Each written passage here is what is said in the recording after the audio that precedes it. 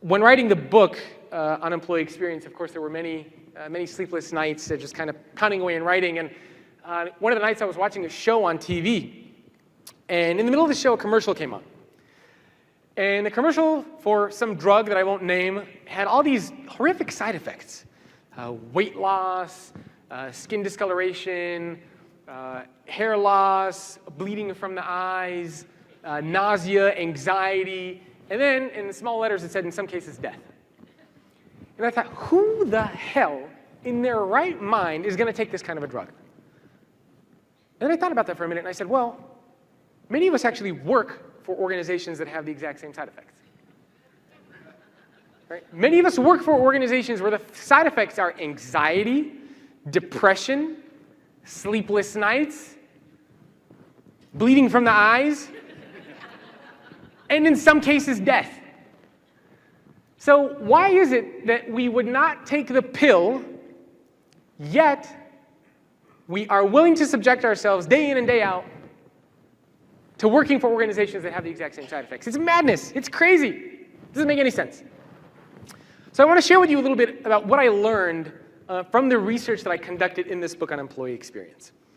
The first thing, the successful organizations that genuinely care about their people have something that I call a reason for being. I'm going to read you a couple examples so you can see what I'm talking about. Now, a reason for being is unique in a couple different ways. A reason for being is essentially a modified mission statement. And a reason for being does not focus on financial impact. A reason for being is unattainable, meaning it's something that you cannot achieve, you cannot accomplish. It's reaching for the stars. It rallies employees, not motivated by money, and it talks about the impact that the organization has on the world or the community around it. So it's very different than what a mission statement is. So a couple examples. And I'll read these out, and if you know which company this is from, raise your hand or just shout it out. First one, belong anywhere. Airbnb. Perfect. Now when you hear belong anywhere, that doesn't sound like a typical mission statement. Okay, when you hear belong anywhere, you think of, well, this organization clearly has a purpose. It has a reason for being. What about this one? Be a leader in the distribution and merchandising of food, pharmacy, health and personal care items, seasonal merchandise, and related products and services. What the hell? Who? Nope. Nope. Nope. See, this is the point. Nobody knows which freaking company this is. Kroger. Kroger. Yeah. Next one. To inspire and nurture the human spirit, one person, one cup, and one neighborhood at a time. See the difference? Easy. What about this one? Blank is committed to our customers and employees and dedicated to delivering the highest levels of satisfaction in the implementation and ongoing support of our solutions. You guys don't know that one? Who? No? Nope. Now a couple people said Microsoft. Maybe they should change it to that. Anyone else? Any other guesses? Nope, not HP. McKesson. Who? McKesson. Did you know that 96% of the people who watch videos on this channel are not subscribed? That's pretty crazy, right? Make sure that you hit subscribe to the YouTube channel so you can get notified when more videos just like this one are released. So that's the point that I'm trying to get across, right? You hear ideas worth spreading, you know it's TED. You hear nurture the human spirit, one cup, one neighborhood at a time, you know Starbucks. You hear belong anywhere, you know it's Airbnb. When you hear some of these others, you're just like, it could be anybody. Right? So a reason for being is very, very distinct and different. The organizations around the world that do the best job at investing in employee experience have that reason for being. That sets the foundation for everything else. The next thing that I learned is that employee experience is comprised of three things and three things only. Every organization around the world, regardless of the industry you're in, regardless of the location, doesn't matter.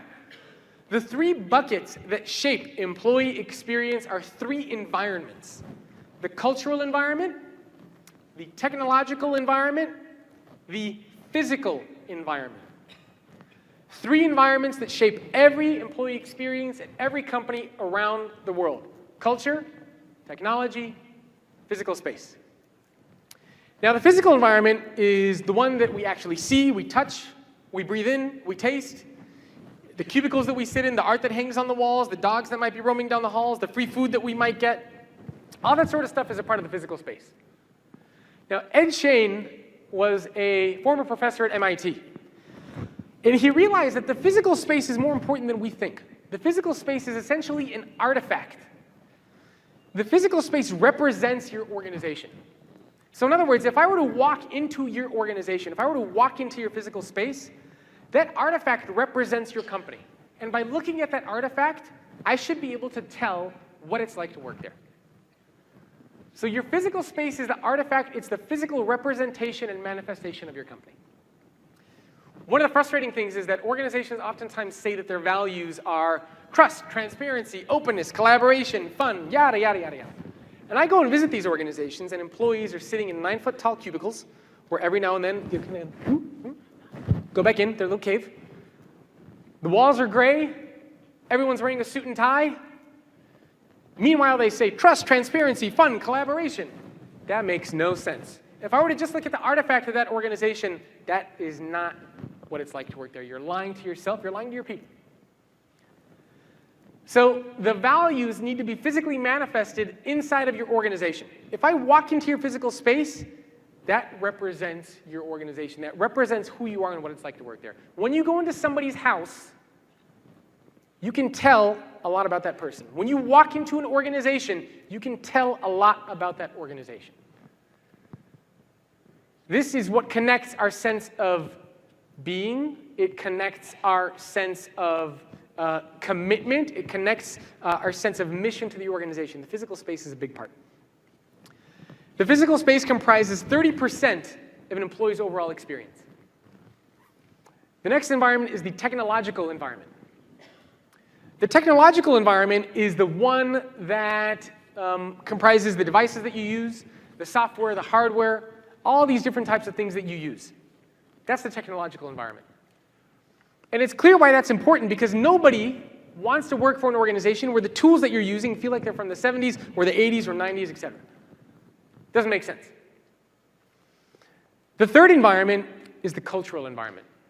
The cultural environment is the one that a lot of organizations struggle with. And the cultural environment comprises 40% of the overall employee experience. There's a famous story about when John F. Kennedy went to go visit NASA. And he was doing a tour of the facility. And in the middle of a tour, he sees a man walking down the hallway with a broom and a bucket. And he goes over to the man and he says, "Hi, my name is President Kennedy. What do you do here?" And he says, "I put a man on the moon." He didn't say I'm a janitor. He didn't say I sweep floors. He didn't say I restock paper towels. He said, "I helped put a man on the moon." It's cultural environment. The cultural environment isn't the one that you can see or touch or taste. It's the one that you feel. Right? Oftentimes people say, well, what is corporate culture? Corporate culture is how you feel working for the organization that you're a part of. Remember the side effects that I talked about with the drug? That is corporate culture. If I were to bottle up what it was like to work at your company into a pill and hand you that pill, would you swallow it? Most of the executives that I speak with say no. So how is it the executives would say no, but they want all the employees to swallow that same pill? That's corporate culture. Right? So corporate culture is about that feeling that you get. The feeling that you get. So that's one of the things that I learned. Employee experience is about those three distinct and unique environments.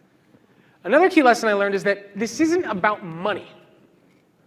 Oftentimes organizations say, well, we can't compete with Google, we can't compete with LinkedIn or with Cisco, they have so much money. What few organizations actually realize is that the things that Google does are actually free or low cost. right? When you hear that people are coming on site,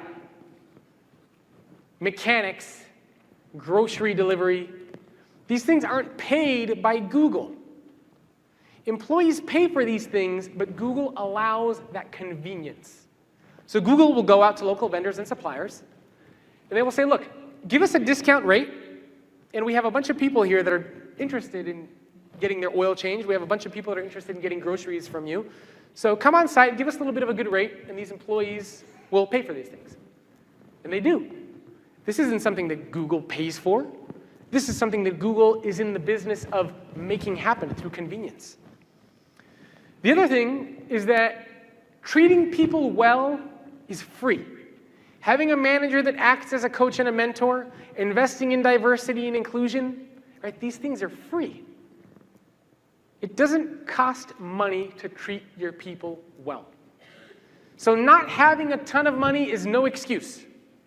Every organization around the world can invest in employee experience, regardless of how small or how big you are. 2 people, 5 people, 500,000 people, don't care. So that's no longer an excuse. That's not something that we can tell ourselves anymore. The other thing that I learned is that the work itself doesn't matter. What do I mean? The organization that you work for does not control the work that you do. The organization controls the environment in which the work gets done. So if you apply to work for an organization in sales, for example, you're not going to be asked to answer customer service calls out of nowhere. If you are in marketing, you are not all of a sudden going to get asked to do financial analysis or financial planning, right? That's not going to happen. So the work is something that you pick. When you apply for an organization, you have selected that job.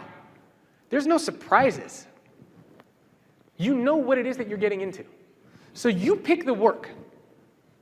And sometimes you don't always know what you want to do, and that's okay. And sometimes you pick wrong. And you want to do something else. That's okay. We all do that. But the organization is not responsible for the work that you do. The organization is responsible for the environment in which the work gets done. It's a big differentiating factor. We are very stuck believing that, oh, well, the company controls the work that I do. They don't. They control the environment in which the work gets done. They control how they treat you. They control the physical space in which you work. And they control the tools that you have access to while you're doing your job. Sales need to get done. Coding needs to get done. The marketing plans need to be created. The customer service calls need to be answered. That has to be done regardless. The other thing that I learned is that there is a significant financial impact for organizations that invest in employee experience. So I looked at a lot of financial data. And I looked at data in a couple different ways. The first thing I looked at was just anecdotal data and evidence from executives, where I would interview them and I would say, do you see any benefit around employee experience? They would say, yes, yeah, more productivity, or more engaged workforce. They would share all those things. And I would say, okay, great. So that was kind of one layer of ROI that I looked at. The second layer was I looked at, do these organizations that ranked very highly on my employee experience score, do they also rank highly on other lists? Highest customer satisfaction, most innovative company, best places to work for diversity or millennials, most attractive employer. Do these top experience companies also rank high on those other lists? Consistently, they do. 3 times more often, 5 times more often, 10 times more often. I said, okay, so that's the second layer of ROI. Third layer of ROI, financial data. Average revenue per employee, average profit per employee, tenure, how big is the company? I looked at all of these different types of things. Consistently, organizations that do an amazing job at investing in employee experience have higher profit per employee, higher revenue per employee, improved tenure, and the organizations are consistently smaller than others. Productivity, right? They are doing more with a smaller workforce. And I said, okay, well, let's take that one level deeper. Let's look at stock price performance. So from these 252 companies, I had 9 categories of organizations. Experiential companies were the very top, inexperienced were at the very bottom, and there were 7 others in between.